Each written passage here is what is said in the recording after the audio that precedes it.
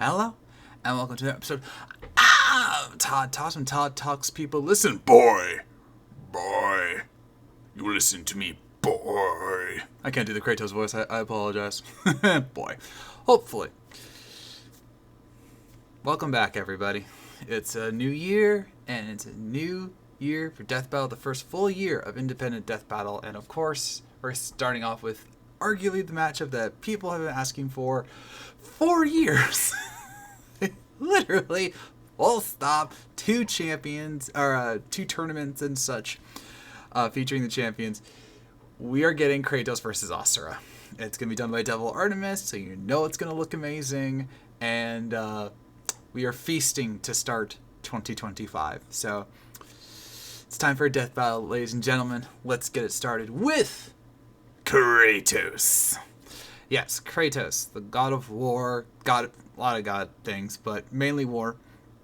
And his story, as you all hopefully know by now, takes place in two distinct parts. There's the Greece part, and then there's the Norse part. Yes, I know there was Egypt in the middle between the comics and such, but I'm not really going to touch on that.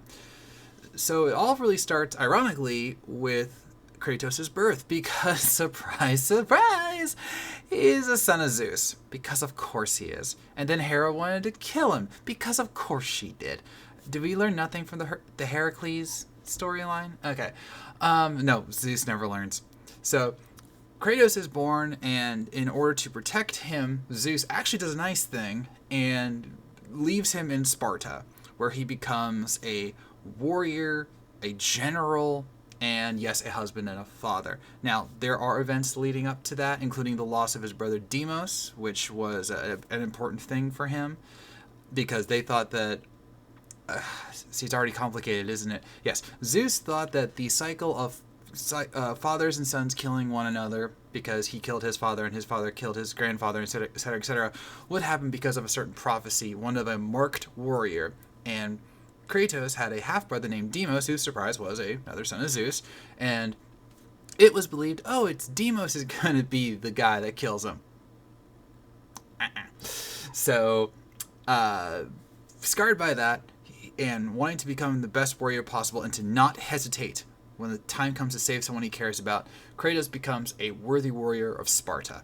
And in this, he becomes someone who literally it's hard not to call it what it is. He becomes super bloodthirsty. He becomes the guy that is constantly campaigning, to the point where his wife and daughter were begging him to stay home at times, but he wouldn't, because he wanted to spread the glorious Sparta to all around.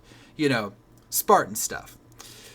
Eventually, this came to bite him in the butt, because he would fight a barbarian horde with an old enemy of his, against an old enemy of his, and when his Spartan crew were pretty much all dead, he noticed that Ares was watching and said, "Ares, vanquish my enemies and my life is yours." And Ares went, "Bet." Yeah, they were saying that in Greek times, totally. And so Ares wiped out the barbarians, gave Kratos the Blades of Chaos, and so started their very, very, very toxic relationship, which is absolutely a Greek thing, ladies and gentlemen. So, at first, Ares was just amused and was using Kratos to do all sorts of atrocities in his name, which Kratos did. He kept to his word. Except Ares decided, no, I just want to take this up a level. So he literally transports Kratos' wife and daughter, puts it in a temple that he asked Kratos to destroy, killing everyone inside, and oops, he killed his wife and daughter. And the oracle of the temple cursed him by having the ashes of his wife and daughter imbued onto him, thus becoming the ghost of Sparta. And this made his life a cursed existence, because even though how do I say this correctly? Even though he wanted to atone, he actually tried to save people after killing his wife and daughter, everyone looked at him as a monster, and they would rather die than allow him to help them. So he went on a quest in one of the prequel games. There was a lot of prequels and filler content, ladies and gentlemen, to break the bond to Ares and to try and atone. And with the help of Athena, who always had a soft spot for him because they were siblings, She helped him do that, and then he spent 10 years working for the other gods, not Ares, but the other gods, including Zeus, to try and atone for his past.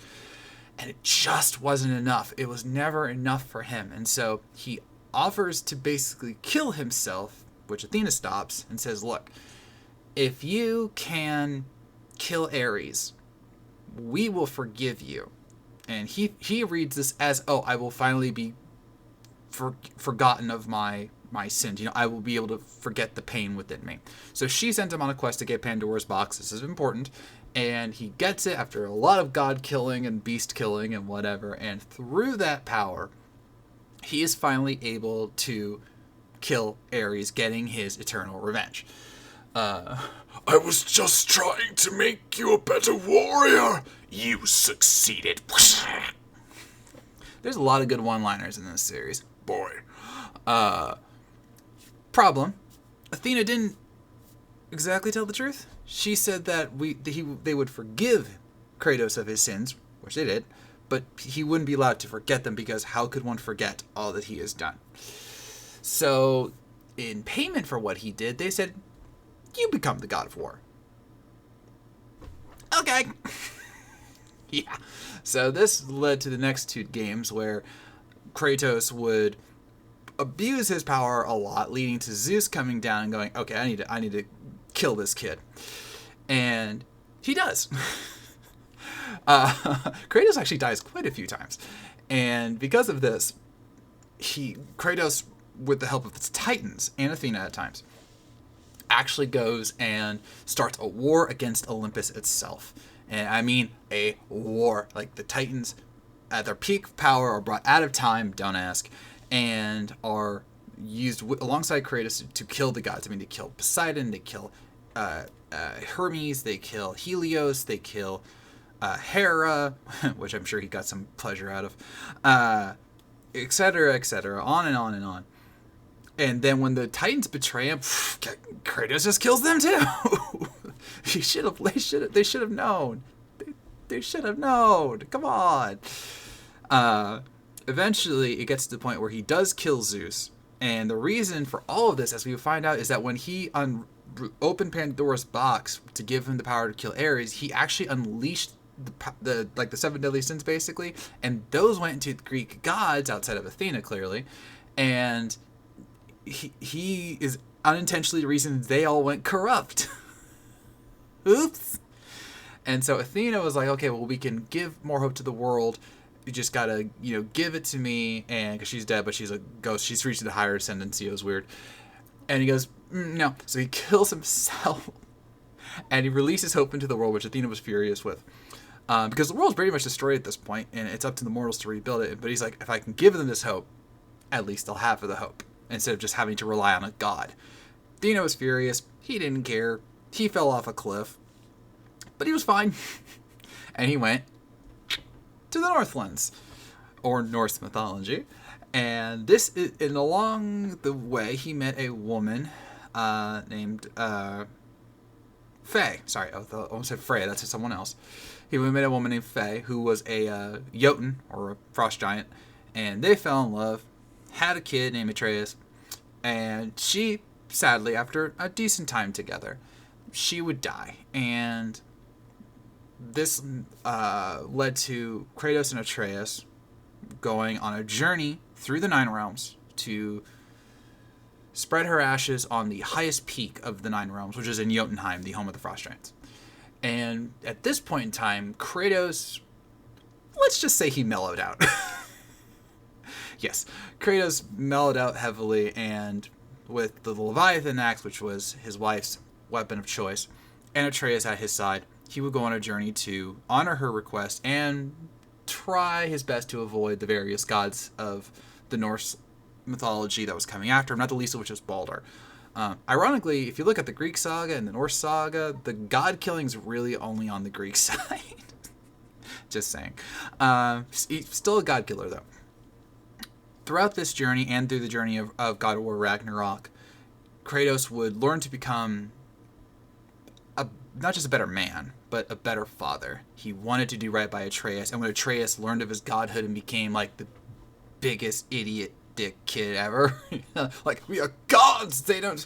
It doesn't matter what my mother thought. She was not a god. Like, that was literally like his line of dialogue. Kratos tried to steer him in the right path because he wanted him to avoid the path that he, Kratos, had taken once upon a time. And with the help of various people like Freya and Mimir and even Tyr, the Norse god of war, he was able to stop Odin and Thor and many other demigods and beasts. And even though Ragnarok was enacted on the Nine Realms, he wished to work with Mimir and Freya and Tyr to rebuild the land. And as he would find out, there was a temple to him where he actually becomes the Allfather. Yes, his destiny apparently is to become the Allfather of the Nine Realms and be praised as a true god and not just a god of destruction. And that's where his journey technically ends right now, technically. There was the Valhalla DLC where he actually faced himself, and it was actually, I wanted to quote a monologue that he had, but long story short, he sees his former self, the Greek version of himself on the throne, and he goes, "You're more than that. You've always been more than what people saw in you. You are more than that." Basically reconciling with the self that, he was terrible in his Greek form. He was vengeance personified in this Greek form, but he got better. He was more than that. And now he can be someone like an Allfather to herald the Nine Realms back up and to be a place where you'd actually want to live. So Kratos has come a long way, which is hilarious when you really think about it, because he was the personification of,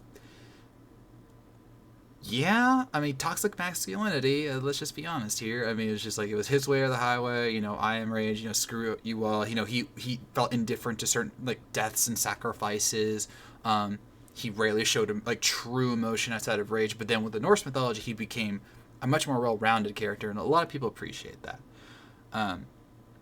Aside from his story, which I'll just lightly talk about because there's a lot to talk about here, he gained a lot of powers and weapons, not the least of which is the Blade of Olympus and the Dragnir Spear, the Spear of Destiny. He had, lion Kestises, he had bows and arrows, he had the Claws of Hades, which can rip out souls, and many, many, many, many other weapons.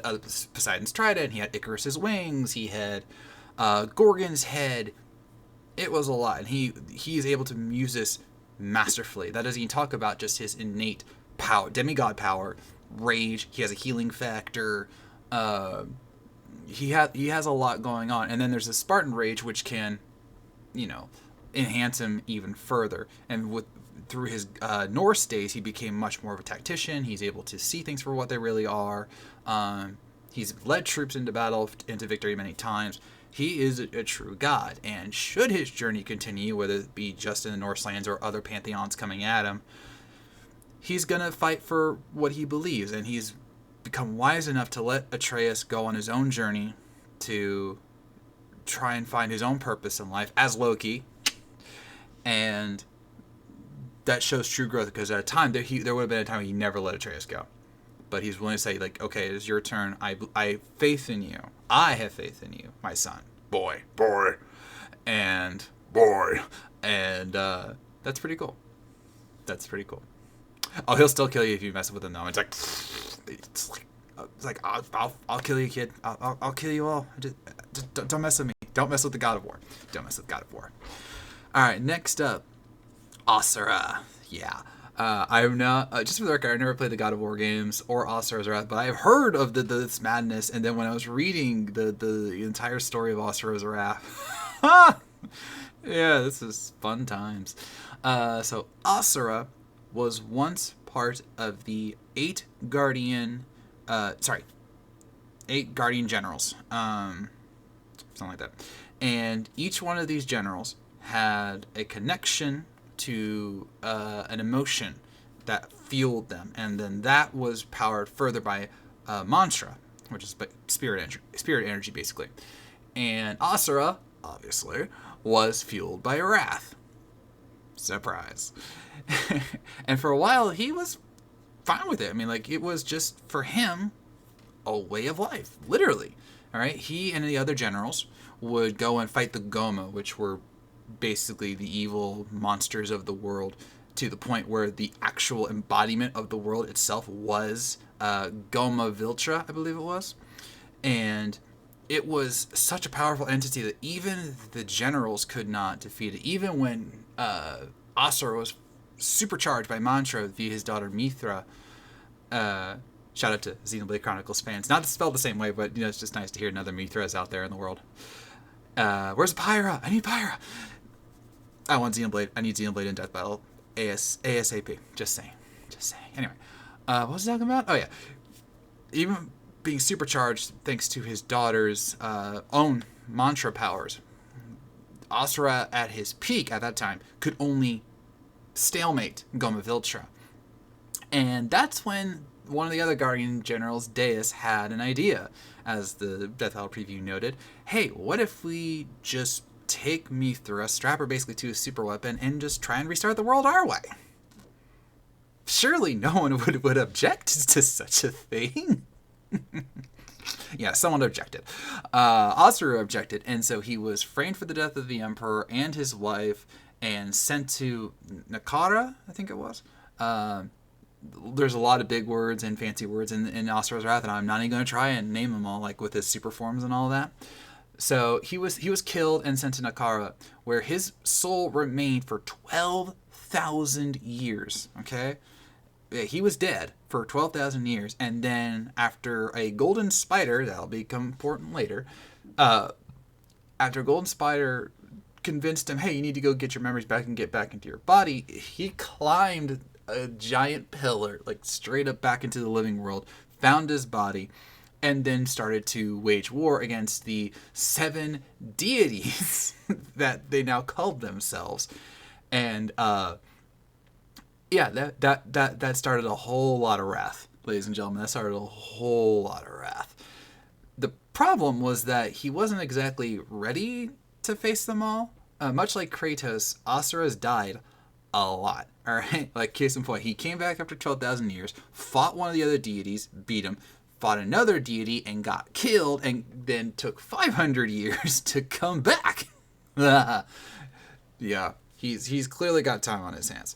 However, after getting retrained a little bit by his mentor and then killing said mentor, that was the guy who pulled out the sword that broke the moon, Asura would slowly but surely make his way through the deities, and with actually the help of his brother-in-law, defeat the Goma once and for all, and would go up against Deus, kill him, because of course he did, and free his daughter.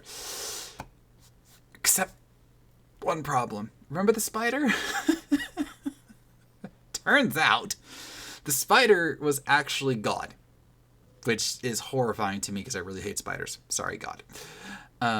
But yes, this was the god of the universe and the originator of mantra, and he needed Mithra, the daughter, to be alive because he defined her as his true vessel.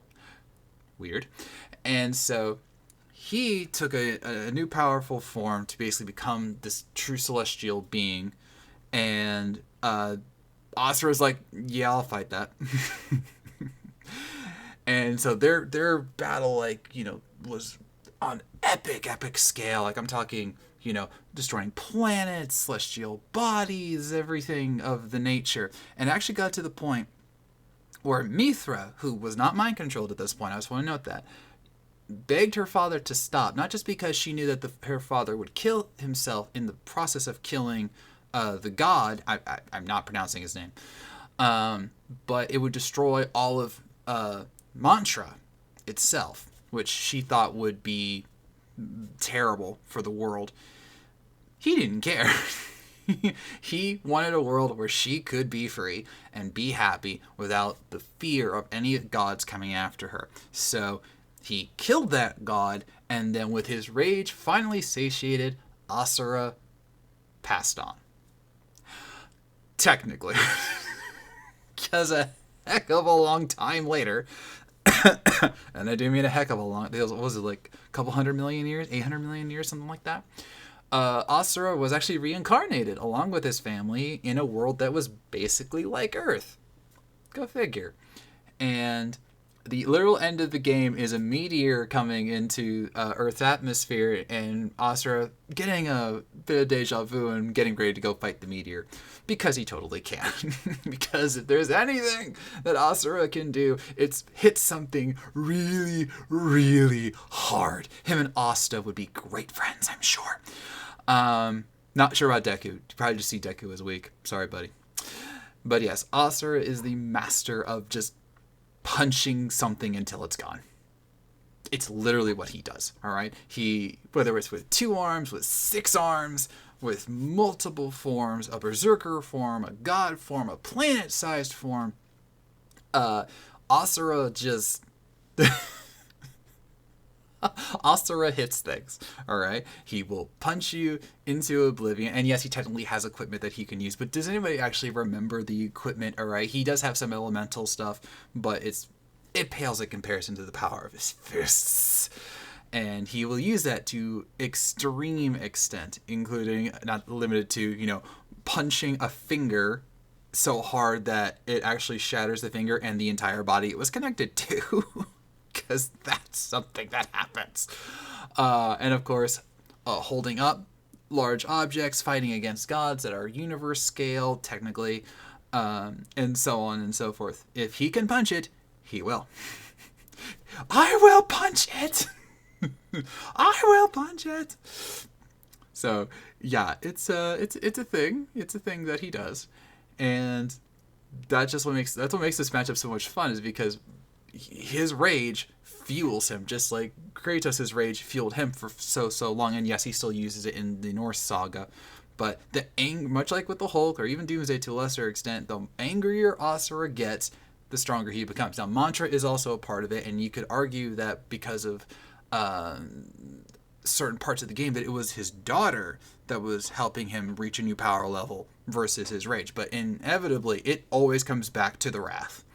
Asura's unstoppable wrath. All right. I mean, he's not invincible, as I noted. He has died multiple times, including at the end where he just let himself die. But in the end, if you threaten anything of Asura's, you did.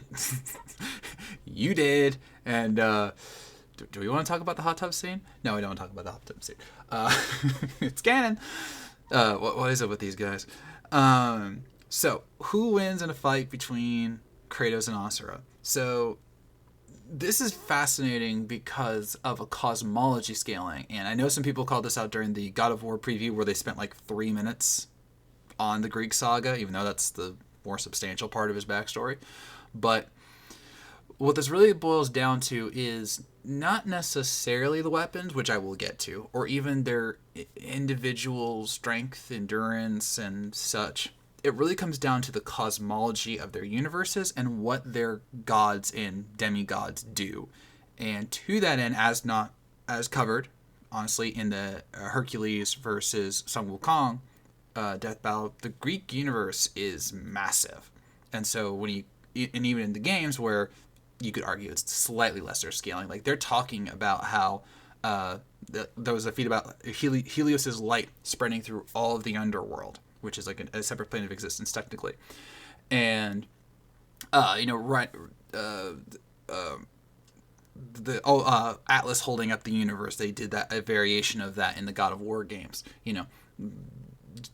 Kratos fought them, and Kratos beat them, and Kratos beat beings like the Titans who were technically stronger than them. So his scaling alone definitely outclasses Asura. Asura is insanely strong, especially when he gets to his final forms, like his planet form and whatever. But you could argue that Kratos is that strong, it's just he never has to really show it to that level. And then when he does, the games really don't convey, what's going on there. The other thing, though, is that if we were to take the stats out of it, or even just try and say they were equal for whatever reason, then it would become, okay, who's the better fighter, who's the better warrior, and who can kill who first. And if we're going by that metric, Kratos also comes out on top. Because due to the nature of all of his games, remember Death Battle will composite this, so he has every weapon ever. He has god killer weapons. He has plenty of god killer weapons.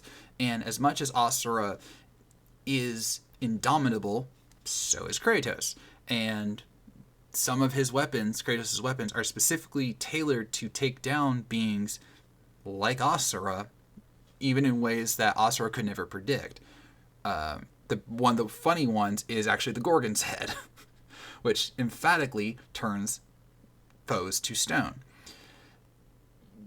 Asura died at one time because he was turned to stone. It was the second death he suffered, the one that happened. Then he came back 500 years later. His body was turned to stone. He did not survive that. His soul had to climb back out of Nakara to get back to his stone body. He himself did not survive petrification. So that alone could end the fight, theoretically. Then there's the claws of Hades. Asura is specifically stated to be able to get his soul out of Nakara. He's done it multiple times. But his soul is still, a soul. And the claws of Hades rip out a soul from the body. So he could send that to Nakara, basically, or somewhere else, or he potentially destroy the soul. Technically, kind of, it's a bit ambiguous.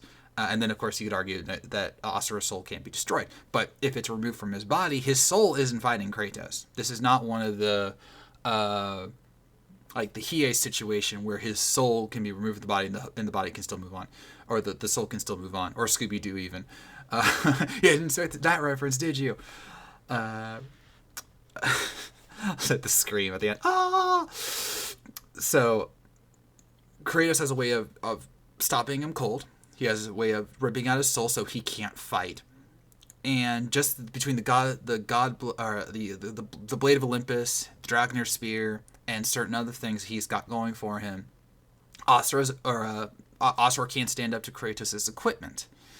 And then there's just the fact that Asura's whole thing, as I noted, is like he wants to hit things really, really, really hard. Okay? Because of that, he's not exactly trying to be the greatest strategist. He's just thinking, I just need to hit this thing really, really hard. Kratos was that way. And then he mellowed out. And then he's like, okay, I need to do better. I need to be a better warrior, a better father, and so on and so forth. So he sees things as a tactician now. And again, this is going to be composite Kratos, so he would have both the wrath of the Greek version and the wisdom of the Norse version. He understands that this guy's hitting me. I'm making him angrier. I need to deal with this quickly. He would do that. That would be a logical thing. He's like, oh, I think of like a Todoroki versus Zuko. Oh, he's just like me.